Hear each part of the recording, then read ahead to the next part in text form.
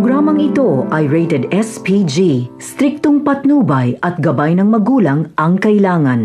Sa mga mangyayaring revelasyon sa pagkatao ni Tanggol at Ramon ay malalagay si Ramon sa sitwasyong mahihirapan siyang solusyonan.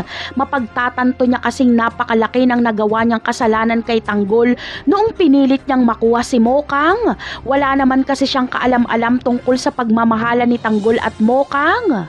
Samantala, may ugali si Ramon na ikakatakot ni Mokang.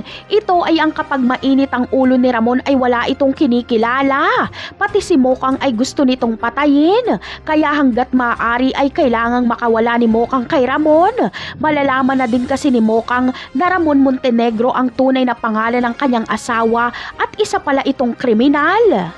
Samantala, sa kabila ng kademonyuhan ni Ramon ay may nag-iisa siyang kahinaan. Ito ay si Tanggol. Kay Tanggol lang iikot ang mundo ni Ramon. Hindi kasi siya nito kikilalaning ama, kaya gagawin ni Ramon ang lahat mapalapit lang kay Tanggol.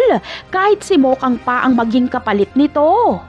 Kaya naman, si Tanggol lang ang makakapagligtas kay Mokang para makawala siya kay Ramon. Mas gugustuhin ni Mokang na sumama kay Tanggol. Bagamat hindi magiging sila, ay mananatili naman silang magkaibigan. Habang si Ramon naman ay handang magpaubaya, mapatawad lang siya ni Tanggol. Napakarami pa nating dapat abangan sa mga susunod na episode ng Batang Quiapo. Paalam!